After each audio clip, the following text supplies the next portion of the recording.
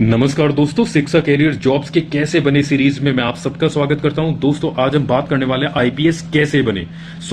इस वीडियो में हम आईपीएस क्या होता है, आईपीएस के लिए परीक्षा कौन आयोजित कराता है, क्या क्वालिफिकेशन चाहिए, कितना परसेंटेज होना चाहिए, कब फॉर्म आप भर सकते हैं, आयु सीमा कितनी होनी चाहिए, आप कितने अटेम्प्ट यानी कि कितनी बार इस परीक्षा को आप दे सकते हैं, कट ऑफ कितनी जाती है, एग्जाम कितनी स्टेज में आयोजित किया जाता है, सिलेबस क्या होता है, चयन प्रक्रिया किस प्रकार से होती है, इसमें सैलरी आपको क्या मिलती है और आप तैयारी कैसे कर सकते हैं। तो वीडियो में आगे बढ़ने से पहले अगर अब तक आपने हमारा यूट्यूब चैनल सब्सक्राइब नहीं किया तो इस लाल बटन सब्सक्राइब को दबा दे, साथ ही साथ घंटी वाला बटन भी जरूर दबा दे। दोस्तों चैनल को सब्सक्राइब करना और घंटी वाला बटन दबाना एकदम फ्री है, एक पैसा भी आपका नहीं लगेगा, लेकिन फायदा यह होगा कि जो भी वीडियो हम अपलोड करेंगे उसकी सूचना आपको नोटिफिकेशन द्वारा। पहले हम जान लेते हैं आईपीएस क्या है। आईपीएस को अगर हम इंग्लिश में बात करें तो इंडियन पुलिस सर्विस यानी कि भारतीय पुलिस सेवा बोलते हैं, और इसको आम भाषा बोलचाल में हम आईपीएस बोल देते हैं। आईपीएस एक अखिल भारतीय सेवा यानी कि सेंट्रल गवर्नमेंट की सर्विस है और ब्रिटिश शासन के दौरान इसे इंपीरियल पुलिस के नाम से जाना जाता था। यहां पर कार्य आप देख सकते हैं, मोटा मोटा अगर हम कार्य बताएं तो किसी भी जिले में जहां पर आप पोस्टिंग होते हैं वहां पर जो है आपको जो लॉ एंड ऑर्डर है यानी कि कानून व्यवस्था को जो है आपको सुदृढ़ करना होता है। यहां पर चयन प्रक्रिया जो है मैं आपको बता दूं, आईपीएस एक सर्विस है तो इसका जो एग्जाम है वो संघ लोक सेवा आयोग द्वारा यानी कि union public service commission UPSC के द्वारा आयोजित किया जाता है, जिसे सिविल सेवा परीक्षा जो है बोलते हैं। दोस्तों आईपीएस आपको आईपीएस कैसे जो है आप आईपीएस के लिए आपका चयन किस प्रकार से होगा, तो मैं यहां पर आपको बता दूं कि इस परीक्षा में अंतिम रूप से जो चयनित अभ्यर्थियों को उनके कुल अंकों और उनके द्वारा दी गई जो आप सेवा वरीयता सूची यानी कि जो सर्विस है उसका आप जो प्रेफरेंस देते हैं उसके आधार पर जो है आपको सेवा का आवंटन किया जाता है। क्योंकि यूपीएससी सिविल सर्विस एग्जाम में काफी सारी सेवाएं होती है, जैसे आईएएस इंडियन एडमिनिस्ट्रेटिव सर्विस, भारतीय प्रशासनिक सेवा, आईएफएस इंडियन फॉरेन सर्विस, भारतीय विदेश सेवा, इंडियन रेवेन्यू सर्विस। तो इस प्रकार से काफी सारी सर्विसेज होती है। तो आईपीएस का सिलेक्शन जो है आप जो प्रेफरेंस देते हैं, साथ ही साथ जो है आप कितने अंक प्राप्त करते हैं मेरिट लिस्ट में, उस पर जो है ये डिपेंड करता है। नाउ प्रशिक्षण आप देख सकते हैं, आपकी ट्रेनिंग अगर आप आईपीएस अधिकारी के रूप में जो है अगर आप जो है आईपीएस बन जाते हैं तो आपकी ट्रेनिंग कहां कहां पे होगी। तो आपकी ट्रेनिंग जो है सबसे पहले बेसिक लाल बहादुर शास्त्री राष्ट्रीय प्रशासनिक अकादमी मसूरी उत्तराखंड में, तो आप इसको पोज करके देख सकते हैं कि कहां कहां पे आपकी ट्रेनिंग होगी। एक कंप्लीट मैंने कोशिश की है कि आपको जो है एक कंप्लीट इंफॉर्मेशन मिल जाए ताकि आपके मन में कोई प्रश्न ना रहे। नाउ परीक्षा का आयोजन जो है यूपीएससी द्वारा कराया जाता है। क्वालिफिकेशन की बात कर लेते हैं, तो क्वालिफिकेशन आपकी बैचलर डिग्री होनी चाहिए।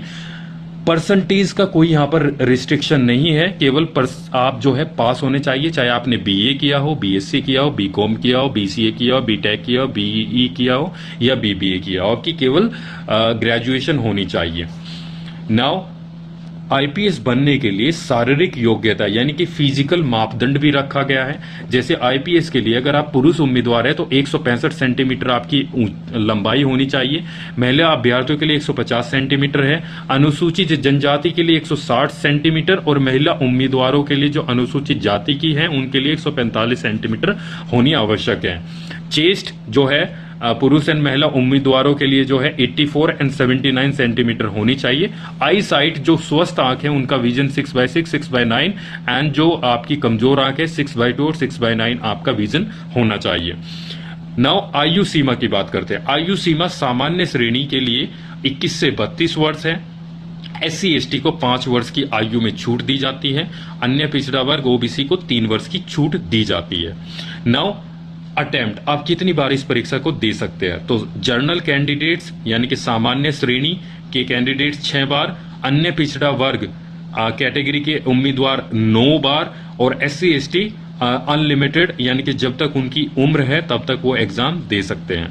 नाउ परीक्षा की स्टेज, परीक्षा 3 चरणों में आयोजित की जाती है। सबसे पहले प्रारंभिक परीक्षा, अगर आप प्रारंभिक परीक्षा पास कर लेते हैं फिर मुख्य परीक्षा जो एक लिखित परीक्षा होती है एंड फिर आपका इंटरव्यू।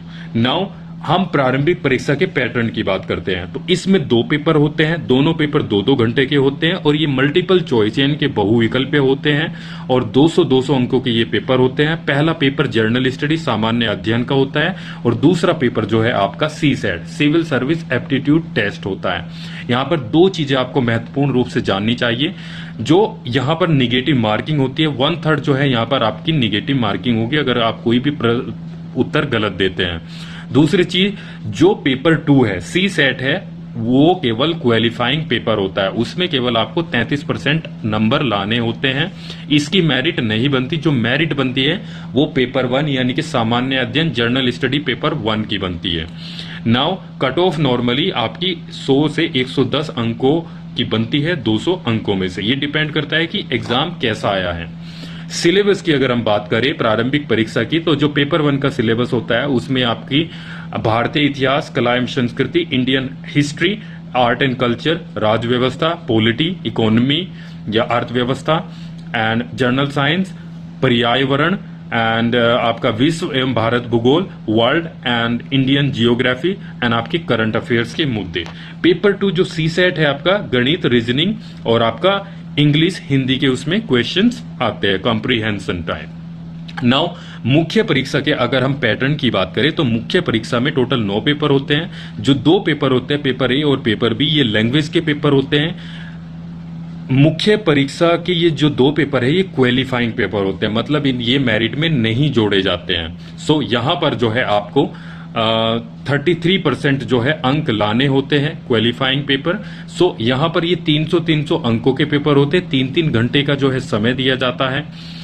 एक तो इंग्लिश लैंग्वेज का पेपर होता है और दूसरा जो पेपर है वो इंडियन लैंग्वेज, भारत की जो भाषाएं हैं जो 8वें शेड्यूल्ड में है, यानी कि जैसे कन्नड़ हुई, तमिल हुई, हिंदी हुई, आसमी हुई एंड आपका कश्मीरी हुई, तो एक भाषा को आप चुन सकते हैं, उसमें आप अपीयर हो सकते हैं। जो मेरिट वाले पेपर है वो 7 पेपर है। एक तो निबंध लेखन वाला, ये 250 अंकों के पेपर होते हैं जो मेरिट वाले होते हैं प्रत्येक पेपर, और इनके लिए 3 घंटे जो है समय सीमा रखी गई है। सो इसमें सामान्य अध्ययन के 4 पेपर होते हैं और जो ऑप्शनल सब्जेक्ट है वैकल्पिक विषय उसके 2 पेपर होते हैं। दोस्तों अगर वीडियो आपको अच्छी लग रही है तो चैनल को आप सब्सक्राइब कर दें। नाउ सिलेबस की बात कर लेते हैं। तो जो इंडियन लैंग्वेज और जो इंग्लिश लैंग्वेज का जो पेपर है आप देख सकते हैं, इसमें mainly comprehension, precious writing, usage, vocabulary, antonym, synonym, short essay इसमें आता है। साथ ही साथ इंग्लिश टू जो आप इंडियन लैंग्वेज सिलेक्ट करते हैं उसमें ट्रांसलेशन, जैसे मैंने अगर कन्नड़ सिलेक्ट कर ली तो कन्नड़ से इंग्लिश, इंग्लिश से कन्नड़ जो है ट्रांसलेशन आना चाहिए।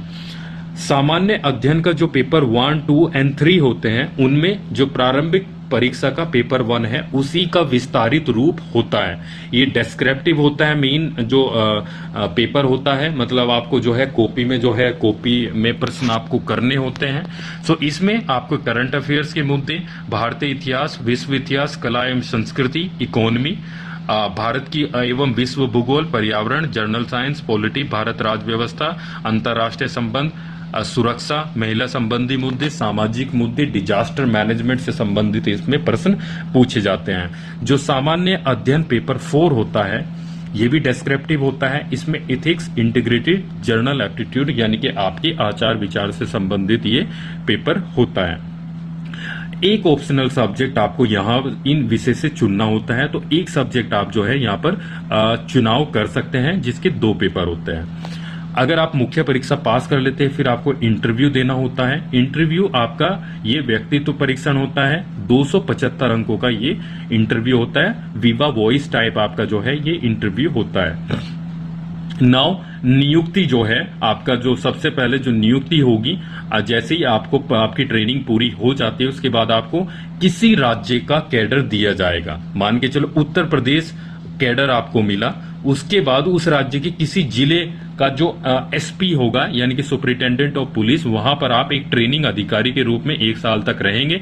इसके बाद ASP, assistant superintendent of police के रूप में आप जो है कार्य करना शुरू कर देंगे। उसके बाद आपकी पदोन्नति आपकी जो है आगे तक जो है पदोन्नति आपकी हो जाएगी। वीडियो को पॉज करके जो है आप पढ़ सकते हैं पदोन्नति के बारे में। सो आपके फॉर्म कब आते हैं? सो फॉर्म जो है आपका फरवरी का सेकंड जो वीक है उसमें फॉर्म आ जाते हैं। हर साल 31 मई को जो है एग्जाम होता है, लेकिन इस बार 2020 का जो यूपीएससी सिविल सर्विस एग्जाम है वो कोरोना वायरस की वजह से पोस्टपोन्ड कर दिया गया है। सो आप हमारा चैनल सब्सक्राइब कर सकते हैं। हम इंफॉर्मेशन रेगुलर बेसिस पे आपको देते रहते हैं। अब हम सैलरी की बात कर लेते हैं। तो दोस्तों आप देख सकते हैं यहाँ पर एक भी बहुत ही अच्छी तरीके से मैंने जो है आईपीएस ऑफिसर की सैलरी जो है इन हैंड सैलरी जो है, अगर आप रूरल एरिया में पोस्टिंग है 70,359, अर्बन एरिया में 74,847 और मेट्रो सिटी में आपको 82,935 लगभग आपको यहाँ पर सैलरी मिलने वाली है। यानी कि बेसिक सैलरी आपकी 56,100 रुपए रहने वाली है। नाउ ये आप आफ्टर 5 ईयर सैलरी देख सकते हैं। आईपीएस ऑफिसर की सैलरी के साथ साथ अन्य सुख सुविधाएं भी मिलती है, जैसे आप देख सकते हैं। परीक्षा की तैयारी आप कैसे करें? तो दोस्तों सबसे पहले आपको सिलेबस जो है बहुत ही अच्छी तरीके से जो है आपको याद होना चाहिए। सिलेबस के लिए ऑलरेडी हम जो है वीडियो बना रहे हैं। अभी उत्तर प्रदेश प्रशासनिक जो सेवा है उसके लिए वीडियो अपलोड हो चुकी है, आप देख सकते हैं। और साथ ही साथ जो है प्रीवियस ईयर के जो क्वेश्चन पेपर है, लगभग 5 वर्षों के क्वेश्चन पेपर्स का आप विश्लेषण करें, कहां से क्वेश्चन आते हैं, किस प्रकार के क्वेश्चंस आ रहे हैं। उसके बाद आप एनसीईआरटी और बेसिक बुक्स से आप जो है वो आप शुरुआत कर सकते हैं और रेगुलर बेसिस पे आप न्यूज जो पेपर्स है और मंथली मैगजीन जो है आप पढ़ें। सो ये कंप्लीट इन्फॉर्मेशन थी कि आप आईपीएस कैसे बन सकते हैं। वीडियो अगर आपको अच्छी लगी हो तो जो है आप लाइक कर दें और इसको अपनी फेसबुक पेज पर जो है या फेसबुक जो टाइमलाइन है उस पर आप शेयर कर दें। एंड साथ ही साथ जो है आप हमारा चैनल सब्सक्राइब कर दें और घंटी वाला बटन जरूर दबा दें।